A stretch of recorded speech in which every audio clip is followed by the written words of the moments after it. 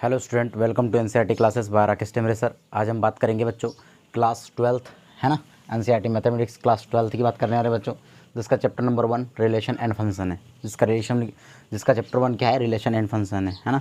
Relation मतलब है ना संबंध, ठीक है, संबंध और फलन, ठीक है बच्चों। तो संबंध और फलन है।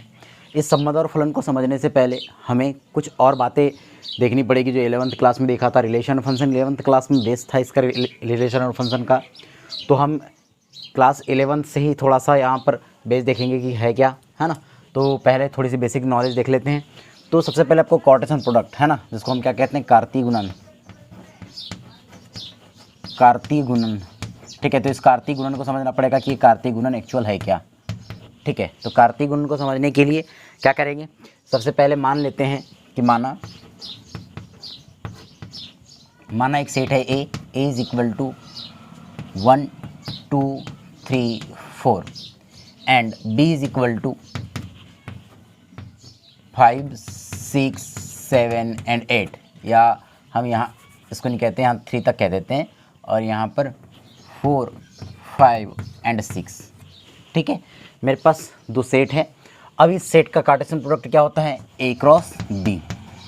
A cross B is equal to क्या हो जाएगा, 1 का पेयर 4 के साथ, फिर 1 का पेयर 5 के साथ, फिर 1 का पेयर 6 के साथ, फिर 2 4 2 5 2 6 3 4 3 5 एंड 3 6। ओके, तो ये हो गया इसका कार्टेशियन प्रोडक्ट, निकाल दिया हमने ए क्रॉस बी, ठीक है। ए क्रॉस बी निकल गया। अब हम क्या बात करेंगे कि ए क्रॉस बी में क्या होता है, कि ए क्रॉस बी में देखो ये ए क्रॉस बी एक क्या होता है, यहाँ पर सेट मान लेंगे इसको ए क्रॉस बी को। तो ये क्या हो गए इसके, देखो ये 1 4 1 5 1 6, ये क्या कहलाते हैं, एलिमेंट कहलाते हैं। ए क्रॉस बी के क्या कहलाते हैं, एलिमेंट कहलाते हैं, जिसको हम क्या कहते हैं यहाँ पर ऑर्डर्ड पेयर कहते हैं। जिसको क्या कहते हैं, ऑर्डर्ड पेयर, जिसका फर्स्ट एलिमेंट, आपको याद होगा कि फर्स्ट एलिमेंट क्या कहलाता है ना, या आप ये कह सकते हैं कि जो सेकंड एलिमेंट है वो फर्स्ट एलिमेंट का इमेज कहलाता है, और जो फर्स्ट एलिमेंट है सेकंड एलिमेंट का क्या कहलाता है, प्री इमेज कहलाता है। तो आप यहाँ पर देख सकते हैं कि एक का प्रतिबिंब क्या है, प्रतिबिंब, एक का प्रतिबिंब क्या बेटा 4 है, और 4 का है ना, 4 का पूर्व प्रतिबिंब क्या कहलाएगा, 1 कहलाएगा, ठीक है। ये बात आपको याद रखनी है कि ये जो 4 होता है 1 का प्रतिबिंब है, और ये 1 क्या है, 4 का पूर्व प्रतिबिंब। वैसे ही 1 का प्रतिबिंब 5 है, और 5 का पूर्व प्रतिबिंब क्या है, 1 है, ठीक है। तो इस प्रकार से पहला वाला अगर आप ये बात करेंगे तो ये इमेज कहलाती है किसकी, 1 की, है ना, फर्स्ट एलिमेंट की इमेज कहलाएगी, और ये प्री इमेज कहलाती है किसकी, सेकेंड वाले एलिमेंट की प्री इमेज है। इतनी बात क्लियर होगी। तो आपको ए क्रॉस बी समझ में आ गया, यानी कि आपको कार्टेशियन प्रोडक्ट समझ में आ गया, जिसको हम कार्तीय गुणन कहते हैं। ऑर्डर्ड पेयर समझ में आ गए। ऑर्डर्ड पेयर क्या होते हैं, ऑर्डर्ड पेयर में ए के, देखो ऑर्डर्ड पेयर किस रूप का होता है, ए बी के रूप का होता है, ए कॉमा बी के रूप का होता है। जहाँ पर अगर आप बात करेंगे कि ऑर्डर्ड पेयर है, तो यहाँ पर A is belong to set A and B is belong to set B, B is belong to set B होता है। आपको ये बात याद रखनी है, ठीक है। ये हमने प्रीवियस क्लास में देखे थे। अब देखिए यहाँ पर हमको दिया है रिलेशन, ठीक है, रिलेशन एंड फंक्शन। तो हम सबसे पहले रिलेशन को समझ लेते हैं कि रिलेशन है क्या, ठीक है। तो देखो यहाँ पर अगर ए क्रॉस बी की बात करें तो ए क्रॉस बी में 1 का संबंध 4 से है। अब कुछ ना कुछ रिलेशन होगा, वो कैसा रिलेशन है, तो वो रिलेशन की बात हम यहाँ आगे करते हैं। कुछ रिलेशन ले लेते हैं। तो मैं पहला रिलेशन कहता हूँ कि आर इज़ इक्वल टू, हम ये कहते हैं कि आर इज़ इक्वल टू क्या हो जाएगा, ए एंड बी, है ना, हिंदी में देख लेते हैं, ए व बी दोनों कैसे हैं, दोनों सम संख्या है, दोनों सम संख्या है। जब ए व बी दोनों कैसे हैं, सम संख्या है, तो आप इस आर को क्या बोल देंगे, आर इज़ इक्वल टू, जब ये सम हो गई तो हम ये कहेंगे ना कि देखो यहाँ से 2 ले लेंगे, है ना, 2 का, अब देखो जब 2 लिए तो यहाँ देख लो 2 4, ये दोनों सम है। फिर और कुछ दिख रहा है 2 6, ये दोनों सम दिख रहा है, तो ये क्या हो गया 2 6, क्लियर हो गया। उसके बाद और कुछ दिख रहा है नहीं है। उसके बाद मैंने कहा कि R इज इक्वल टू, ये R1 है मान के चलो, ये R2 इज इक्वल टू हम कह देते हैं A व B दोनों विषम है, दोनों विषम है। जब A व B दोनों विषम है तो R2 इज इक्वल टू हम क्या कहेंगे, A व B दोनों विषम है मतलब A भी विषम होने चाहिए, मतलब 1 देखो 1 4, ये तो दो एक सम एक विषम हो गया, ये दोनों विषम दिख रहा है तो 1 5। फिर क्या कहेंगे, देखो ये एक सम हो गया, यहाँ पर दोनों सम है, ये दोनों एक सम है ना, यहाँ पे भी दोनों सम हो गए, ये भी नहीं होगा, ये होगा। ठीक है, क्या हो जाएगा 3 and 5, 3 and 5। तो आपने देख लिए दो रिलेशन देखे। अब दो रिलेशन क्या है, अब रिलेशन समझना। ये रिलेशन क्या होता है, रिलेशन को कैसे रिप्रेजेंट करते हैं, तो रिलेशन क्या होता है यहाँ पर आप थोड़ा सा ध्यान दीजिएगा कि जो रिलेशन है यहाँ पर अगर रिलेशन की बात करें आर फॉर्म, यानी आर फॉर्म क्या हो जाएगा A to B, R from A to B, relation को ऐसे रिप्रेजेंट करते हैं R from A to B। और जो रिलेशन होता है वो रिलेशन होता है subset R equal to A cross B, है ना। जो रिलेशन होता है वो A क्रॉस B का क्या होता है, सबसेट होता है। रिलेशन क्या होता है, A क्रॉस B का सबसेट होता है। और आपको याद रखना है कि अगर A एलिमेंट और B एलिमेंट में कोई रिलेशन है तो A रिलेशन B ऐसे लिखा जाता है, A रिलेशन B ऐसे लिखा जाता है। क्लियर हो गया। तो अब क्या हो रहा है ध्यान से देखिए, देखो ये रिलेशन है, रिलेशन को ऐसे डिफाइन किया जाता है कि R from A to B, and जो रिलेशन होता है वो A क्रॉस B का क्या होता है, एक सबसेट होता है। ये भी बात आपको याद रखनी है, ठीक है, ये बात आपको याद रखनी है। उसके बाद रिलेशन को ऐसे लिखा जाता है कि A व B में रिलेशन ऐसा है, ठीक है। अब रिलेशन क्या है वो देखते हैं। तो रिलेशन क्या हो रहा है कि R1 is equal to A व B दोनों सम संख्या है, A व B दोनों कैसी संख्या है, सम संख्या है। तो R इज इक्वल टू, ये हो गया 2 4 और ये 2 6। अब देखो क्या है यहाँ पर, इन दोनों ये 2 और 4 के बीच में क्या रिलेशन है, ये दोनों कैसे हैं, ये कैसे हैं, दोनों इवन है ना, इवन है कि नहीं। देखो इवन मतलब होता है सम, दोनों ये कैसी होगी, सम हो गई, ये भी दोनों कैसा है, सम है। उसके बाद हम देखते हैं कि क्या बोला हमने, R2 रिलेशन A व B दोनों कैसे हैं, विषम है। तो R2 इज इक्वल टू 1 5 और 1 5 एंड 3 5। अब देखिए दोनों ये और दिख रही है हमको, विषम संख्या है दोनों, तो इनके बीच में ये रिलेशन है। तो रिलेशन समझ में आ गया। अब रिलेशन क्या है, अब आपको पता है कि अगर हम रिलेशनों की संख्या देखें तो कितने रिलेशन हो गए, तो बहुत से रिलेशन होते हैं। अब रिलेशन कैसे निकालते हैं वो भी देख लेते हैं। मैंने पिछली प्रीवियस ईयर में बताया था आपको कि क्या होता है कि यदि मान के चलिए कोई सेट एन ऑफ ए, कोई सेट ए है, इसमें एलिमेंट की संख्या मान के चलिए P है, और एन ऑफ बी है, इसमें एलिमेंट की संख्या क्या है, Q है। तो बेटा एन ए क्रॉस बी है ना, तो अब एन क्रॉस बी कितने एलिमेंट होंगे, तो अब कितने होंगे तो देख लीजिए, तो 2 rays to the power P into Q, तो is equal to 2 rays to the power. अब देखो P की वैल्यू क्या है, यहाँ पर कितने एलिमेंट है सेट ए में, 1 2 3 है ना, और सेकंड में भी 1 2 3 मतलब 3 है, तो 3 इंटू 3 9, यानी 2 rays to the power 9, 2 rays to the power 9 मतलब कितनी बड़ी संख्या हो गई, तो कितने हो गए, 2 रेज़ टू दी पावर 9 यहाँ पर रिलेशन होंगे। क्लियर हो गया, इतनी बात समझ में आ गई। चलो अब देखते हैं रिलेशन तो अब समझ में आ गया।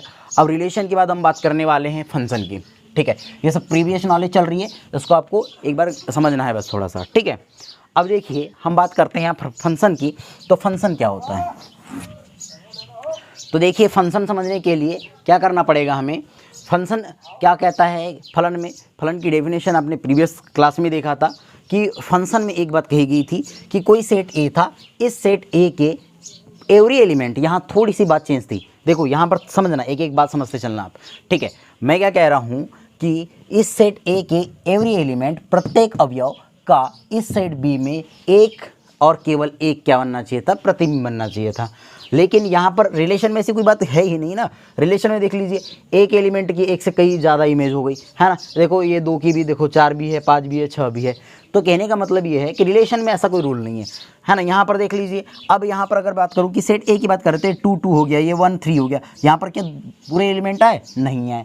तो हम ये कह रहे हैं कि रिलेशन में ऐसी कोई चीज़ें, कोई बात ही नहीं होता। लेकिन फंक्शन में क्या होता है, फंक्शन में आपको एक बात याद होना चाहिए कि कोई सेट ए है, कोई हम लेंगे,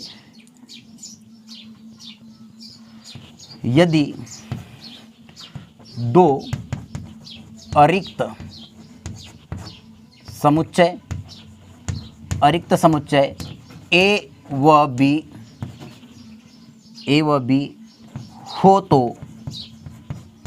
ए के प्रत्येक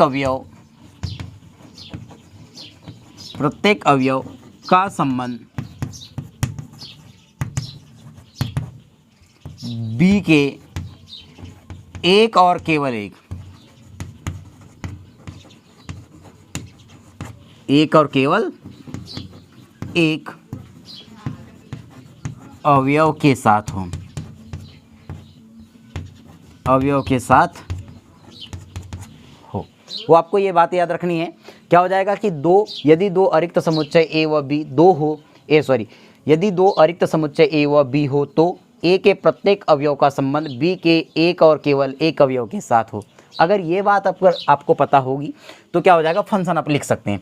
तो फंक्शन देखो, तो फंक्शन हम यहाँ बना लेते हैं। अब फंक्शन लिखने का तरीका क्या है, तो देखिए फंक्शन हम इस प्रकार से लिखते हैं F from A to B, F from A to B. Function को ऐसे रिप्रेजेंट किया जाता है कि F from A to B होता है।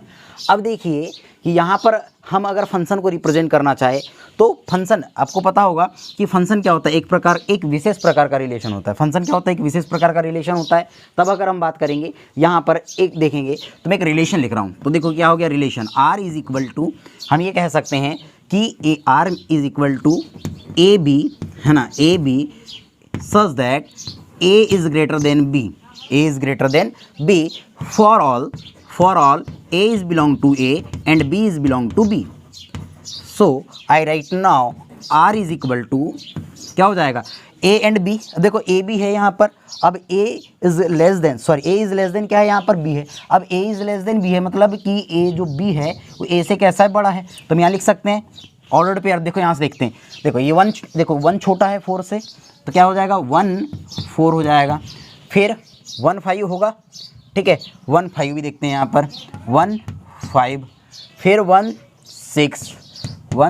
6, फिर देखिए हमने 2 4, फिर 2 5 एंड 2 6, फिर 3 4 3 5 एंड 3 6।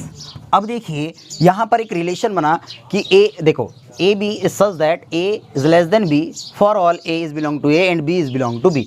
तब देखिए यहाँ पर जो रिलेशन बन रहा है वो एक क्या है, ए क्रॉस ए ही, तो ए क्रॉस बी है, वो क्या है, ए क्रॉस बी है। और ए क्रॉस बी क्या हो सकता है, एक फंक्शन होगा क्या, नहीं होगा। क्यों नहीं होगा, क्योंकि देखो यहाँ पर मैंने क्या बोला था डेफिनेशन में कि जो सेट ए है, ए के प्रत्येक अवयव का संबंध बी के एक और केवल एक से होना चाहिए। लेकिन यहाँ एक की इमेज 4 भी हो गई, एक की इमेज 5 भी हो गई, तो ये जो रिलेशन है एक प्रकार का फंक्शन नहीं है। लेकिन अब फंक्शन के लिए हमको एक एग्जाम्पल देखना पड़ेगा। तो इस एग्जाम्पल के तहत हम देखते हैं क्या कंडीशन हो सकती है। देखिए ध्यान से देखते चलना, मैं एक फंक्शन लिख रहा हूँ, इसको क्लीन कर रहा हूँ। यहाँ पर हम क्या लिख सकते हैं कि r is equal to A B, relation लिखते हैं पहले, सच दैट, अब क्या हो जाएगा, ठीक है, 1 में 3 ऐड करेंगे, ठीक है, 1 में 3 ऐड करेंगे तो 4 हो जाएगा, 2 में 3 ऐड करेंगे तो 5 हो जाएगा, एंड 3 में 3 ऐड करेंगे तो, ठीक है, तो क्या हो जाएगा, a is equal to 3 plus बी for all a is belong to a and b is belong to b। So r is equal to, अब देखिए a b है, अब a की वैल्यू यदि मैं b की वैल्यू देखो क्या रखता हूँ, b की वैल्यू यदि मैं क्या कर देता हूँ 4 रखता हूँ, क्या हो गया, b इज इक्वल टू 3 + 1 है ना, 3 + a। तो क्या हो गया, यदि a की वैल्यू 1 रखते हैं तो b की वैल्यू कितनी हो जाएगी, 3 + 1 4 हो जाएगी, ठीक है। उसके बाद यदि a की वैल्यू 2 रख देते हैं, देखो a की वैल्यू 2 रख देते हैं तो कितना होगा, 3 + 2 5 हो जाएगा। उसके बाद a की वैल्यू यदि 3 रख देते हैं तो 3 + 3 कितना हो जाएगा, 6 हो जाएगा। फिर देखिए a की वैल्यू 4, अब यहाँ तो 4 है ही नहीं ना, तो बात खत्म हो गई। मतलब देखिए 1 की इमेज 4, 2 की इमेज 5, 3 की इमेज 6 हो गई। मतलब सेट ए के प्रत्येक अवयव का, देखो सेट बी में केवल एक क्या बन रहा है, यहाँ पर प्रतिबिंब बन रहा है। तो मतलब दिया गया जो रिलेशन है एक प्रकार का क्या है, फंक्शन है। तो हम इस रिलेशन को क्या लिख सकता हूँ, फंक्शन लिख सकता हूँ, ठीक है। तो फंक्शन भी क्लियर हो गया आपको, रिलेशन भी क्लियर हो गया। अब इनमें थोड़ी सी अंतर देखते हैं कि अंतर क्या है, ठीक है। रिलेशन में देखो यहाँ पर एक ही एलिमेंट है ना, एक ही एलिमेंट के एक से ज़्यादा इमेज बन सकती है, लेकिन फंक्शन में ऐसा नहीं होता। अब यहाँ थोड़ी और बात देखते हैं। हाँ, यहाँ पर आपको पता है कि देखो फर्स्ट एलिमेंट को हम क्या कहते हैं, प्री इमेज कहते हैं, सेकेंड एलिमेंट को क्या कहते हैं, हम इमेज कहते हैं। दूसरी बात कि अगर हम रिलेशन और फंक्शन में देखें तो डोमेन है ना। इन 3 बातों को हमने देखा था, क्या क्या देखा था, डोमेन, कोडोमेन एंड रेंज। ठीक है, हमने ये 3 बात देखी थी। डोमेन क्या होता है, कोडोमेन क्या होता है और रेंज। डोमेन मतलब प्रांत, कोडोमेन मतलब सहप्रांत और रेंज मतलब परिसर होता है। ठीक है, तो देखो डोमेन क्या होता है कि किसी भी, है ना, अगर किसी भी कार्टेशियन प्रोडक्ट की बात करें, कार्तीय गुणन की बात करें, तो किसी भी कार्तीय गुणन के जो एलिमेंट होते हैं, इन एलिमेंट के ऑर्डर्ड पेयर का first element, in ordered pair का फर्स्ट एलिमेंट क्या कहलाता है, डोमेन का एलिमेंट कहलाता है। जैसे यहाँ पर देखेंगे तो 1 1 1 है तो 1, 2 दिख रहा है तो 2 और 3 दिख रहा है तो 3। यहाँ पर 1 2 3 क्या हो जाएंगे, डोमेन के एलिमेंट हो जाएंगे। अगर यहाँ देखेंगे तो बेटा देखो 2 और ये 2 दिख रहा है तो 2 ही क्या होगा, ओनली 2 ही क्या होगा, यहाँ पर डोमेन का एलिमेंट होगा। यहाँ दिख रहा है 1 और 3 दिख रहा है तो 1 और 3 क्या होगा, डोमेन का एलिमेंट होगा। यहाँ पर देखो 1 2 3 तो 1 2 3 यहाँ पर डोमेन के एलिमेंट होंगे। रिलेशन और फंक्शन दोनों में डोमेन, कोडोमेन और रेंज इक्वल होती है, यानी वैसे ही लिखा जाता है, कोई इसमें अंतर नहीं होता। ठीक है, अब हम रेंज की बात कर लेते हैं। रेंज की बात करेंगे तो इन ऑर्डर्ड पेयर का कार्तीय गुणन के, है ना, यानी हम क्या कहेंगे, कार्टेशियन प्रोडक्ट के ऑर्डर्ड पेयर का जो सेकेंड एलिमेंट होता है, सेकेंड एलिमेंट को हम क्या कहते हैं, रेंज कहते हैं। तो रेंज क्या होता है, देखो यहाँ पर देखा जाए तो 4 5 6 4 5 6 4 5 6 है। तो हम यहाँ क्या हो जाएगा, 4 5 6 रेंज के एलिमेंट हो जाएंगे। यहाँ पर 4 और 6 है तो 4 और 6 रेंज के एलिमेंट होगी। यहाँ 5 और 5 है तो ये रेंज का एलिमेंट हो जाएगा। यहाँ पर देखिए 4 5 और 6 क्या है, रेंज के एलिमेंट दिख रहे हैं आपको। लेकिन अब हम क्या बात करने वाले हैं, किसकी, कोडोमेन की। तो कोडोमेन क्या होता है कि जैसे रिलेशन दिया है R from A to B है और ये क्या दिया है, F from A to B। तो आपको ये याद रखनी है कि जो सेकेंड वाला, है ना, जो सेकेंड वाला सेट होता है, इस सेकेंड वाले सेट के ऑल एलिमेंट, इस सेकेंड वाले सेट के क्या होते हैं, ऑल एलिमेंट क्या कहलाते हैं, आपके कोडोमेन के एलिमेंट कहलाते हैं। ठीक है, तो इतनी बात समझ में आ गई, यहाँ तक क्लियर है। तो please pause video, note it down. ठीक है बच्चों, अब देखते हैं टाइप्स ऑफ रिलेशन, है ना, टाइप्स ऑफ रिलेशन क्या है, इस पर चर्चा करते हैं।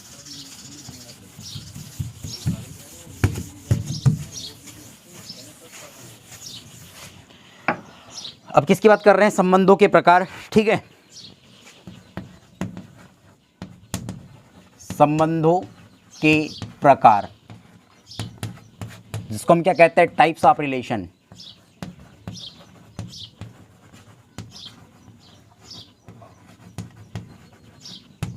Types of relation. ठीक है, अब अगर हम संबंधों के प्रकार की बात करें, है ना, तो क्या होते हैं, 2 प्रकार के हम रिलेशन देखते हैं। पहला पे हो जाएगा रिक्त संबंध, रिक्त संबंध, रिक्त संबंध। अब इसको हम क्या कहते हैं, एम्प्टी रिलेशन कहते हैं, एम्प्टी रिलेशन, या इसको नल रिलेशन भी कहते हैं, है ना, याद रखिएगा, इसको नल रिलेशन भी कहते हैं। तो देखिए रिक्त संबंध क्या होता है। ठीक है, बहुत ही अच्छा संबंध है ये। रिक्त संबंध को, जैसे फॉर एग्जांपल, रिक्त संबंध समझने के लिए हमने इसको कट कर दिए, क्या याद रखना है आपको, A is equal to 1 2 3 and B is equal to क्या हो गया, क्या था, 4 5 एंड 6 था। तो हमने कार्टेशियन प्रोडक्ट निकाला था इसका A क्रॉस B, समझना पड़ेगा, है ना, इसको A cross B is equal to, ठीक है, इज इक्वल टू। अब आपको ये कार्टेशियन प्रोडक्ट याद होगा, 1 का पेयर 4 के साथ, फिर 1 का पेयर 5 के साथ, फिर 1 का पेयर 6 के साथ, फिर 2 का पेयर 4 के साथ, 2 का पेयर 5 के साथ, 2 का 6 के साथ, 3 का 4 के साथ, 3 का 5 के साथ एंड 3 का 6 के साथ। ठीक है, तो अब देखिए रिक्त संबंध क्या होता है। तो रिक्त संबंध में क्या हो जाएगा कि ऐसा संबंध जिसमें क्या होते हैं, जिसमें कोई भी एलिमेंट ना हो या कोई भी ऑर्डर्ड पेयर ना हो। तो रिक्त संबंध के लिए एक मैं एग्जांपल बताता हूँ आपको। R is equal to AB such that, AB such that क्या होगा, अगर हम बात करें तो ये हो जाएगा B इज इक्वल टू 6 + 1। ठीक है, 6 + 1 फॉर ऑल, 6 + 1 कहते हैं, 6 + A एंड, है ना, फॉर ऑल क्या हो जाएगा, A is belong to A and B is belong to B। तो चलो देखते हैं, इसको समझते हैं। क्या ये रिलेशन में अब आपको दिख रहा है, यदि मैं A की वैल्यू 1 रखता हूँ, सबसे छोटी वैल्यू रख करके देखता हूँ, A की वैल्यू 1 रखा तो 1 + 6 कितना होगा 7, और 7 है क्या यहाँ पर इस सेट बी में है क्या, नहीं है। जब सेट बी में 7 है नहीं है, और जब सबसे छोटी वैल्यू रखा था मैंने, अगर बड़ी वैल्यू रखूँगा तो और बड़ी वैल्यू आ जाएगी। तो जब मैंने 1 रखा, सेट ए का एलिमेंट रखा है 1, और तब कितना था 1 + 6 कितना होगा 7 होगा, और इस सेट बी में 7 दिख रहा है आपको, नहीं दिख रहा है। मतलब जो दिया गया रिलेशन है वो कैसा है, एम्प्टी रिलेशन है ना, रिक्त संबंध है।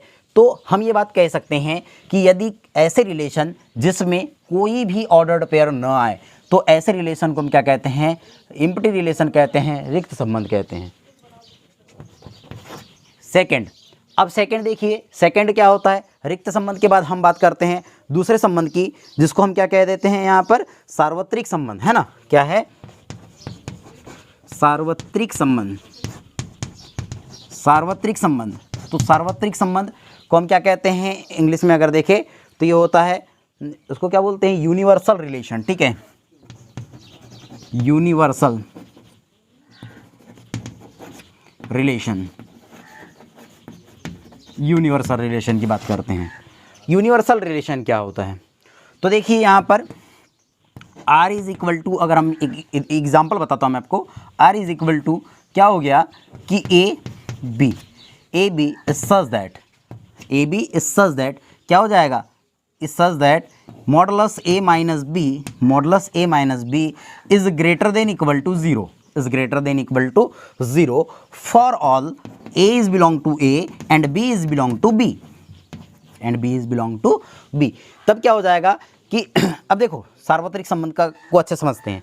ऐसे संबंध है ना, सार्वत्रिक संबंध क्या होते हैं, ऐसे संबंध जिसमें, है ना, ऐसे संबंध जिसमें कि अगर कोई दो सेट है, उन दो सेटों के जितने भी ऑर्डर्ड पेयर रहते हैं वो पूरे के पूरे इंक्लूड हो जाए। समझ रहे हैं बात को, मैं क्या कह रहा हूँ, मैंने कहा सार्वत्रिक संबंध में कि जैसे एक सेट ए है एक सेट बी है, इन दोनों सेटों का जो कार्टेशियन प्रोडक्ट में जितने भी ऑर्डर्ड पेयर आते हैं, ये सभी अगर ऑर्डर्ड पेयर इस रिलेशन में इंक्लूड हो जाए तो क्या कहलाएगा, ये जो दिया गया रिलेशन है वह क्या हो जाता है, यूनिवर्सल रिलेशन हो जाता है। इतनी बात क्लियर हुई। तो देखिए यहाँ पर अगर हम समझें तो R = अब देखो ए बी रखूँगा, अगर मैं ए की वैल्यू कुछ भी रखता हूँ 1 रखता हूँ, ए की यदि वैल्यू 1 रखा, बी की वैल्यू 4 रख दिया, ए की वैल्यू 1, देखो ए की वैल्यू 1, बी की वैल्यू 4, तो कितना हो जाएगा 1 4 रख देते हैं, पहला वाला 1 4 रखा, 1 - 4 इज इक्वल टू -3 तो मॉड है तो 3 हो जाएगा, 3 इज ग्रेटर देन 0। यहाँ पर देखते हैं 1 5 तो ये -4 हो जाएगा, -4 का मॉडुलस 4 हो जाएगा, 4 इज ग्रेटर देन 0। ये ऐसे ये भी 5 इज ग्रेटर देन 0 हो जाएगा, ये भी बड़ा होगा, ये भी बड़ा होगा, ये भी बड़ा होगा, और यहाँ पर दिए गए जितने भी रिलेशन वो बड़ा होगा। और जितने भी चाहे कोई भी सेट ए कोई सेट बी कोई भी सेट आ जाए, है ना, इसमें अगर ये रिलेशन गिवन है तो आपका जो रिलेशन होगा वो यूनिवर्सल रिलेशन ही होगा। इतनी बात क्लियर हो गई। तो इन दो, हाँ, तो ये दो रिलेशन हो गए, और इन दोनों रिलेशन को हम ट्राइवल रिलेशन कहते हैं, है ना, ट्राइवियल रिलेशन कहते हैं, जिसको हिंदी में अगर देखें तो इसको तुच्छ रिलेशन बोलते हैं। क्या बोलते हैं इसको, तुच्छ रिलेशन। आपको याद रखना है, तुच्छ रिलेशन या ट्राइवियल रिलेशन कहते हैं। तो ठीक है, तो आपको ये दो रिलेशन समझ में आ गए। मैं जितनी बातें बता रहा हूँ ये भी तो बेसिक नॉलेज थी, है ना। ये थोड़ा सा रिलेशन ये 12th तक आ गया है।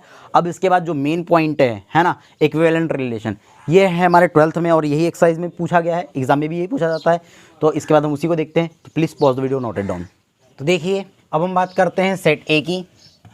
A = यदि हम मान लेते हैं कि A = हमारे पास 1 2 3 इज गिवन है, तब देखिए यदि हम A क्रॉस A की बात करें तो A क्रॉस A क्या हो जाएगा, यहाँ पर समझना है ना। तो ये हो जाएगा A क्रॉस A निकालेंगे, A क्रॉस A क्या हो जाएगा 1 1 1 2 1 3 2 1 2 2 2 3 3 1 3 2 एंड 3 3। ठीक है, अब देखिए यदि कोई सेट हमारे पास A दिया गया था 1 2 3, तब हमने A क्रॉस A निकाले कि 1 1 1 2 1 3 2 1 2 2 2 3 3 1 3 2 3 3। तब देखिए अब हम बात करते हैं यहाँ पर स्वतुल्य, है ना, फर्स्ट कंडीशन स्वतुल्य की। क्या कहता है, स्वतुल्य की। ठीक है, तो स्वतुल्य क्या होता है, जिसको हम क्या कहते हैं, रिफ्लेक्सिव कहते हैं। ठीक है, आप याद रखिएगा, रिफ्लेक्सिव। ठीक है, अब देखिए स्वतुल्य क्या होता है कि यदि प्रत्येक, है ना, यदि प्रत्येक, हम यहाँ लिख देते हैं, यदि प्रत्येक A is belong to A, यदि प्रत्येक, या हम ये कह सकते हैं कि X is belong to A, X Y के टर्म में लेके चलते हैं या ए बी के फॉर्म में लेके चलते हैं, चलो ए बी के फॉर्म में, ए से ले लिए हैं तो हमने A, प्रत्येक A is belong to A, प्रत्येक A is belong to A, यदि क्या बोलता है, यदि प्रत्येक A is belong to A तो A comma A is belong to capital R। ठीक है, आपको ये बात याद रखनी है। क्या कहता है स्वतुल्य में कि यदि प्रत्येक A is belong to A तो A is belong to R। मतलब क्या हो रहा है कि जब भी प्रत्येक, ध्यान से देखना, ये शब्द को समझ लीजिए, A, यदि प्रत्येक A is belong to A तो A is belong to A। आपको ये याद रखनी है यहाँ पर कि यदि कोई भी A, जितने भी सेट, इस सेट A में जितने भी एलिमेंट होंगे, जितनी बात यहाँ बताई जा रही है पूरी याद रखना, जितने भी ये सेट में एलिमेंट होंगे, इन सभी का ट्रिप्लेक्स है ना, इन सभी का जो ट्रिप्लेक्स होता है उसको क्या करेंगे हम यहाँ पर अगर लिख देते हैं तो क्या कहलाता है, स्वतुल्य संबंध कहलाता है। फॉर एग्जाम्पल क्या होगा, यहाँ पर 1 2 3 इस सेट A के एलिमेंट है तो 1 1 भी होना चाहिए, फिर 2 2 भी होना चाहिए और 3 3 भी होना चाहिए। यदि 1 1 है, 2 2 है, 3 3 है तो दिया गया जो संबंध होता है वह स्वतुल्य संबंध होता है। इतनी बात क्लियर। देखो अगर यहाँ पर 1 1 होता, 2 2 होता बट 3 3 नहीं होता, तब आपका जो दिया गया संबंध होता वह स्वतुल्य संबंध नहीं होता। क्यों नहीं होता, क्योंकि यहाँ पर देखिए शब्द दिया गया है प्रत्येक, यानी कि जितने भी एलिमेंट हो गए यहाँ पर इस सेट A में उन सभी के ट्रिप्लेक्स बनना चाहिए, डबल वाले, देखो डबल पेयर वाले, जैसे देखो 1 की इमेज 1, 2 की इमेज, जैसे जो रखेंगे उसका वही दिखेगा, है ना। ऐसे एलिमेंट हो तो क्या हो जाएगा, दिया गया जो रिलेशन होता है वह क्या होता है, स्वतुल्य होता है। इतनी बात समझ में आ गई, स्वतुल्य संबंध होता है ना। रिफ्लेक्सिव क्या होता है, ठीक है, सॉरी रिफ्लेक्सिव ही तो कहते हैं इसको, हाँ रिफ्लेक्सिव, ठीक है। अब देखिए सेकंड क्या कहता है, सेकंड हम देखते हैं सम्मित, जिसको हम क्या कहते हैं, सिमेट्रिक कहते हैं, ठीक है। तो सिमेट्रिक क्या होता है कि हम यहाँ बात करेंगे सिमेट्रिक में कि यदि A and B is belong to यदि A comma B is belong to A तो क्या हो जाएगा, यदि A comma B is belong to A तो आपको याद रखना है कि AB is belong to R होगा। यदि AB is belong to R होगा तो ये इम्प्लाइज करेगा कि BA इज बिलोंग टू भी R हो। अगर ये टर्म है तो दिया गया रिलेशन कैसा हो जाता है, सम्मित हो जाता है, सिमेट्रिक हो जाता है, ठीक है। फॉर एग्जांपल देखना, अगर हमने कहे कि यदि 1 2 है ना, यदि 1 2 है तो 2 1 होना चाहिए, तो 2 1 होना चाहिए। देखो यदि 1 2 है तो 2 1 होना चाहिए। अभी इसके एग्जांपल हम और देखेंगे। यदि 1 2 है तो 2 1 होना चाहिए, यदि 3 2 है तो 2 3 होना चाहिए, ठीक है। यदि 3 1 है तो 1 3 होना चाहिए। यदि ऐसा है मतलब कि AB है, यदि AB है तो BC होना, सॉरी AB है तो BA होना चाहिए, AB है तो BA होना चाहिए, AB है तो BA होना चाहिए। अगर इस प्रकार से दिया गया है मतलब AB is belong to R है तो इम्प्लाइज करता है कि BA is belong to R होगा, ठीक है। तो दिया गया जो रिलेशन है, जो संबंध है वो सम्मित हो जाता है। थर्ड देखते हैं, हम देखते हैं संक्रमक, है ना, संक्रमक। अब संक्रमक को हम क्या कहते हैं, ट्रांजिटिव कहते हैं, ठीक है, ट्रांजिटिव। तो अब देखते हैं ट्रांजिटिव रिलेशन क्या होता है। तो यदि क्या कहेंगे, A comma B comma C, है ना, A comma B comma C is implies, है ना, इज बिलोंग टू A, है ना, A comma B comma C is belong to A, तो हम क्या कहेंगे, यदि AB is belong to R and BC is belong to R तो इम्प्लाइज करता है कि AC is belong to R होगा। आपको ये बात याद रखनी है। क्या बोला मैंने कि यदि ABC is belong to A है तो AB is belong to R and BC is belong to R, तो ये इम्प्लाइज करता है कि AC is belong to R होना चाहिए। कहने का मतलब ये है कि यदि 2 3 है एंड 3 1 है तो हम क्या कहेंगे, देखो AB दिखा, देखो AB दिखा, BC दिखा तो भैया AC दिखना चाहिए। यदि AB है BC है तो AC होना चाहिए, तब दिया गया जो संबंध होगा वो संक्रमक होगा, अन्यथा नहीं। हाँ, और एक बात याद रखनी है यहाँ पर कि यदि AB, देखो यदि AB है BC नहीं है तो AC की हम बात नहीं करेंगे। आपको ये भी याद रखना है, ठीक है। कई सारे मैंने यूट्यूब पे वीडियो देखा हूँ और कई सारे टीचरों को देखा हूँ तो बताते हैं कि यदि ए बी है, देखो ए बी है बी सी नहीं है ना, ए बी है बी सी नहीं है तो ए सी की बात करते हैं और क्या कहते थे, संक्रामक नहीं है। लेकिन आपको एक बात याद रखनी है कि यदि ए बी है और बी सी है ही नहीं यार, तो बी सी है ही नहीं तो ए सी की बात कहाँ से कर लेंगे, नहीं करेंगे। मतलब ये दिया गया संबंध कैसा हो जाता है, संक्रामक हो जाता है। चलो ठीक, अब देखो दूसरे से हमको मुझे एक बात याद आ रही है, यहाँ पर और एक संबंध है ना, और एक संबंध दिया गया आपकी बुक में। उस संबंध को हम कहते हैं, एक संबंध है ना, क्या है, एक संबंध यहाँ दिया गया था जिसको हमने पढ़े नहीं है, हाँ क्या है, इनवर्स रिलेशन, ठीक है। इनवर्स रिलेशन, क्या कहता है इसको, प्रतिलोम संबंध, ठीक है। तो प्रतिलोम संबंध क्या होता है, सेकंड वाले से याद आ रहा है क्योंकि सेकंड का उल्टा रहता है, ठीक है। इनवर्स रिलेशन क्या होता है, जैसे मान के चलिए एक रिलेशन है, एक रिलेशन आर है, R is equal to A B है ना, R is equal to A B and A comma B is belong to क्या हो जाएगा, इज बिलोंग टू ए है, ये एक रिलेशन है। तो मैं क्या कहूँगा, अब ये जैसे भी रिलेशन हो सकता है यहाँ पर, ठीक है। अब क्या कहेंगे, तो इसका आर इनवर्स क्या होगा कि बी ए सच दैट है ना, क्या हो जाएगा, A comma B is belong to A होगा। मतलब समझो कि इनवर्स रिलेशन क्या होता है। फॉर एग्जांपल मैं एक रिलेशन ले लेता हूँ, एक रिलेशन हमने लिया कि आर इज इक्वल टू 2 3 है, 3 4 है ना, 2 3 है।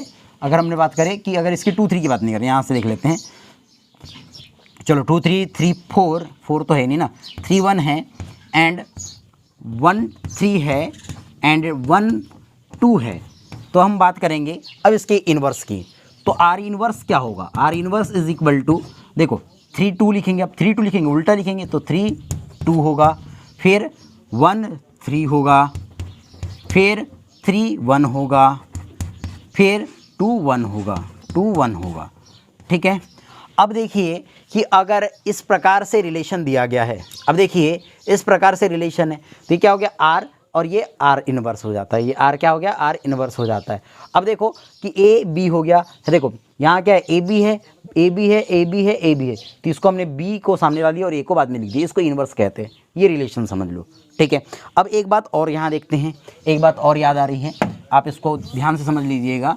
यदि कोई रिलेशन दिया गया आपके पास, क्या है, सममित रिलेशन दिया गया, सममित रिलेशन मैंने ये कहा था, ठीक है। अब सममित रिलेशन मैंने ये कहा था, समझिए कि ये क्या हो जाएगा, यहाँ पर इसको भी क्लीन कर देते हैं, ठीक है। तो क्या है कि ये 2 1 है, ये रिलेशन दिया गया था आर इज इक्वल टू, मान के चलिए, ठीक है।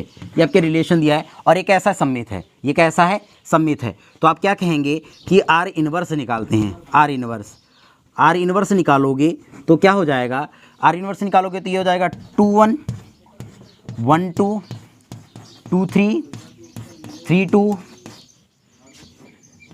1 3 एंड 3 1, ठीक है। तो आर का आर इनवर्स कैसे होता है, देखिएगा आप, आर का आर इनवर्स क्या होता है कि यदि आप देखेंगे कि यहाँ पर जितने भी एलिमेंट दिए गए हैं, इसका यदि उल्टा यहाँ दिख रहा है ना, या आप यहाँ पर भी बात कर लेते हैं, यहाँ पर भी 1 देखो 1 2 दिख रहा है, देखो 2 1 दिख रहा है, 1 2 दिखा, 3 2 दिख रहा है, 2 3 दिख रहा है, 3 2 दिखा, 1 3 दिख रहा है, 3 1 दिखा। मतलब कि क्या होता है, यदि आर है तो आर का इन्वर्स क्या होगा, यदि ए बी के रूप में लिखा है तो बी ए के रूप में होगा। आपको ये बात याद रखनी है। तो इतनी बात समझ में आ गई हो। तो देखिए, अगर कोई भी संबंध अगर स्वतुल्य है, सममित है और संक्रामक है तो हम ये कहेंगे कि यहाँ पर क्या है, तुल्यता संबंध है। क्या है, तुल्यता संबंध है, ठीक है। तो तुल्यता संबंध के लिए आपको याद रखनी है कि यदि संबंध क्या है, स्वतुल्य है, सममित है एंड संक्रामक है, तो दिया गया संबंध क्या होगा, तुल्यता संबंध होगा। यदि यहाँ से तीनों में से एक कंडीशन भी सेटिस्फाई नहीं होती है तो दिया गया संबंध जो रहता है वह तुल्यता संबंध नहीं होता है। आपको ये भी बात याद रखनी है। तो please pause the video, note it down. Thank you.